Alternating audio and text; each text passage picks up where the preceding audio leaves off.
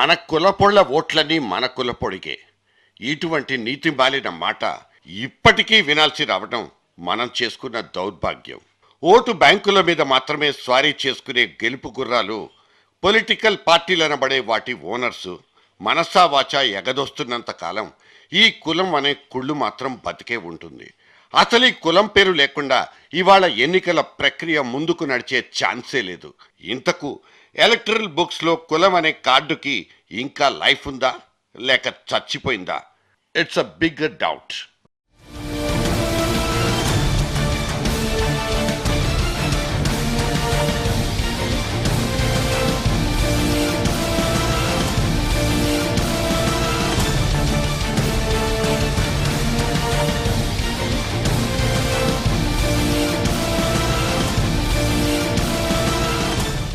ఒక్కో రాజకీయ పార్టీ నెత్తిన ఒక్కో సామాజిక వర్గం జెండా ఎజెండా అన్నీ ఆ కులపు రంగులనే కనిపించేది. ఆ తర్వాత కేవలం కులాల పేర్ల మీదే రాజకీయ పార్టీలు పుట్టుకు రావడం కూడా కనిపించింది.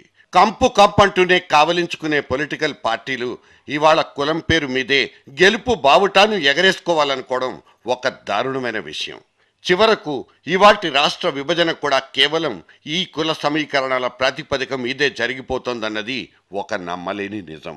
ఇప్పటి వరకు పెత్తనం చెలాయించిన సోకాల్డ్ ఉన్నత సామాజిక వర్గాలకు చీటీ చిరిగిపోవడం, తద్వారా బడుగులు బలపడ్డం, చివరిగా వాళ్ల నుంచి బేషరతు మద్దతు పొందడం, ఈ 3 పాయింట్ ఫార్ములాతోనే రాహుల్ కోట్రీ రాష్ట్రాన్ని చీల్చేయడానికి తెగించిందా అన్నది వినిపిస్తున్న ఒకానొక సందేహం.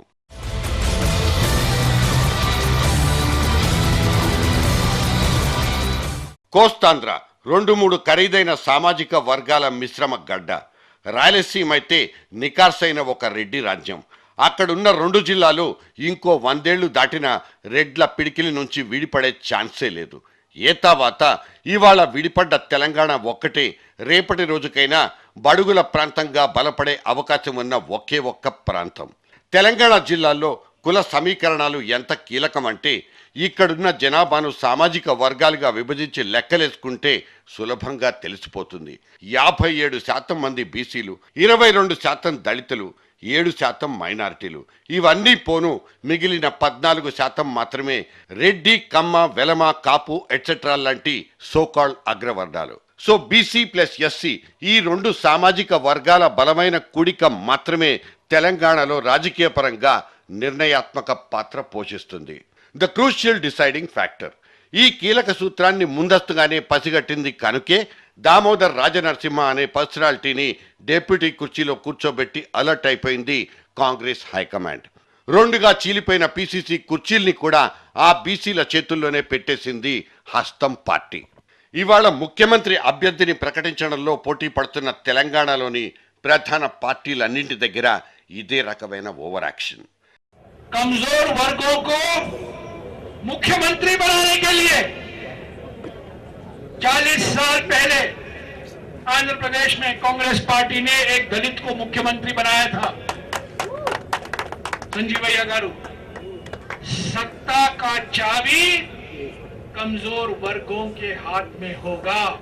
మీరు ఎన్నో సంవత్సరాలుగా తెలుగుదేశం పార్టీ ఆదరించారు. తెలుగుదేశం పార్టీకి వెనుకబడిన వర్గాలు వెన్నెముక. మీరు లేనిదే తెలుగుదేశం పార్టీ లేదు. ఇది యథార్థం. ఇది చూసిన తర్వాత మీ రుణం తెచ్చుకోవాల్సిన బాధ్యత తెలుగుదేశం పార్టీ పైన ఉంది. అందుకే నేను ఒకటి చెప్పాను ఉన్నాం. ఏదైతే రాబోయే రోజుల్లో తెలంగాణలో వెనుకబడిన వర్గాల అభ్యర్థిని ముఖ్యమంత్రిగా పెడతామని చాలా స్పష్టంగా ఇచ్చాం.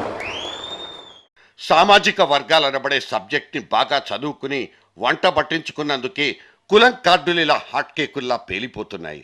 అందుకే వీళ్ళ దశలు ఓవర్ యాక్షనే కాదని గెలుపు బాటలేసుకునే వ్యూహాత్మక ఎత్తుగడ మాత్రమేనని మనబోటి వాళ్ళు అర్థం చేసుకోక తప్పదు.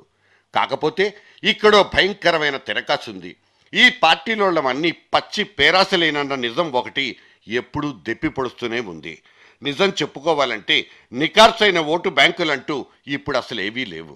మరీ ముఖ్యంగా కులం కార్డు అయితే దాదాపు ఖర్చయిపోయింది. ఓట్లు అడుక్కునే పార్టీల్ని వాటి తాలూకు అంచనాల్ని ఢిమ్కి కొట్టించేస్తూ తన దారి తను చూసుకుంటోంది ఈ కులం అనే ఎలక్టరల్ కార్డ్. ఫలానా సామాజిక వర్గం ఫలానా పార్టీకి లేదా ఫలానా అభ్యర్థికి మాత్రమే జై కొడుతుందన్న దృఢమైన ఆత్మవిశ్వాసం ఇవాల్టికైతే ఏ జెండాకు లేనే లేదు.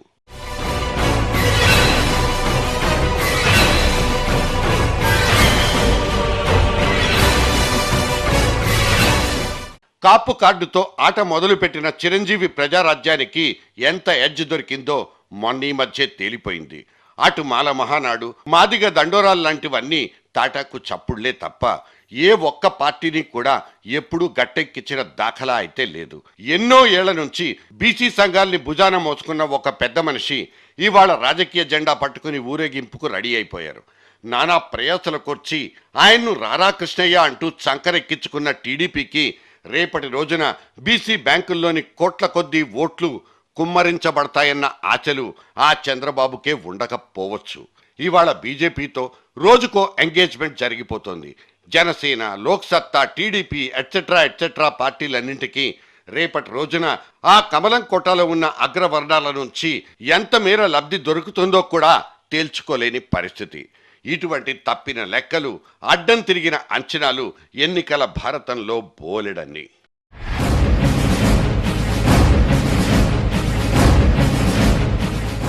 కులం కలరున్న పార్టీలే ఎక్కువ మొత్తంలో కనిపించే ఉత్తర భారతంలో అయితే ఇటువంటి ఈక్వేషన్లన్నీ ఎప్పుడో వీగిపోయాయి.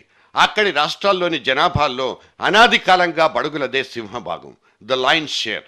ఈ బడుగు బ్యాంకులన్నీ కలిసి ఒకే మాట మీద, ఒకే తాటి మీద నిలబడి ఉండుంటే యూపీలో మాయావతి, బీహార్లో లల్లు లాంటి బడుగు పార్టీలను ఇలా ఎందుకు ఎండబెట్టేస్తారన్నది ఒక ప్రశ్న. సరిగ్గా ఇక్కడే బయటి ఓట్లను జుర్రుకోవాలన్న కుయుక్తులు కొన్ని పార్టీల్లో కనిపిస్తాయి. ఎన్నికల్లో ఎక్కువ సీట్లు ఇస్తామంటూ బ్రాహ్మణ ఓటు బ్యాంకుల మీద వాలిపోయిన బహుజన సమాజ్ పార్టీ గాని, అడక్కముందే అన్నీ ఇచ్చేస్తామంటూ దళిత జనాభా మీద వరాల్ని కుమ్మరించే భారతీయ జనతా పార్టీ గాని అన్ని రకాల కుయుక్తులు ఈ కోవలోకే వచ్చేస్తాయి.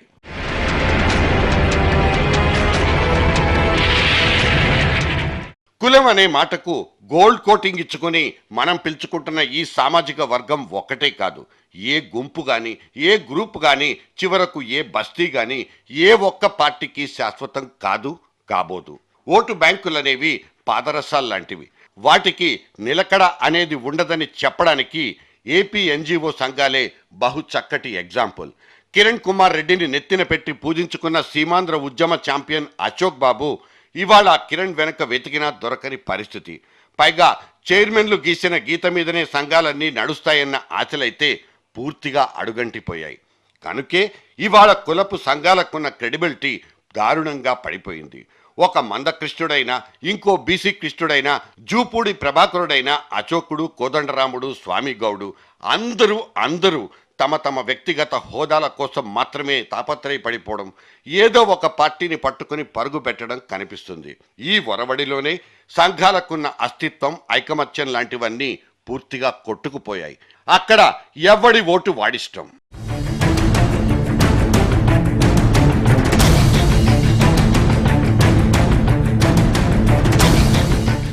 ఏ రాష్ట్ర రాజకీయాన్నైనా, ఏ ఒక్క నియోజకవర్గాన్నైనా రెండు పెద్ద పార్టీలు లేదంటే ఇద్దరు ఏ గ్రేడ్ అభ్యర్థులే శాసిస్తున్న క్రమంలో మిగతా సామాజిక వర్గాల ఓట్లన్నీ ఏ ఏ ఖాతాలోకి జారీ అయిపోతాయన్న ప్రశ్నకు కూడా ఇప్పటిదాకా జవాబులు లేవు.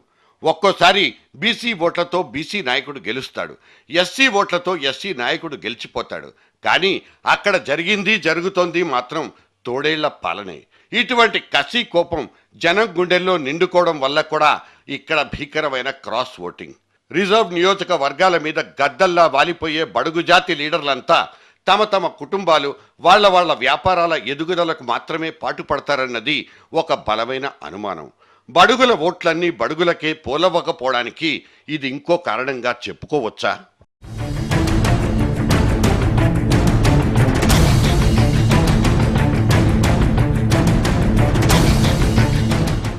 ఇప్పటికీ విడిగా ఊళ్లకు దూరంగా విసిరేసినట్లు కనిపించే మాలవాడలు, మాదిగవాడలు, బస్తీలు, బడుగుల కాలనీలన్నీ టోకు పద్ధతిని అమ్ముడైపోతున్న దౌర్భాగ్యకరమైన సాపత్యాల్ని చూస్తూనే ఉన్నాం. ఏ పార్టీ వాళ్ళు ఎక్కువ పైకమిస్తే వాళ్లకే ఓటేస్తామంటూ ప్రలోభాలకు లొంగిపోయి బస్తీ లీడర్లే మధ్యవర్తులుగా జరిగే బేరసారాలు ఇవాళ సర్వసాధారణం. ఈ లెక్కన బడుగు ఓటు బ్యాంకులన్నీ ఏ బడా పార్టీలకో రాత్రికి రాత్రే గంపగుత్తగా అమ్ముడైపోతుంటే తెల్లారేసరికి ఏ జెండా రెపరెపలాడుతుందో ఏ సర్వేలు కూడా చెప్పలేని పరిస్థితి. మరి కులం కార్డు అనేది ఎక్కడ? అన్ని జోకర్ ముక్కలే ఇక్కడ.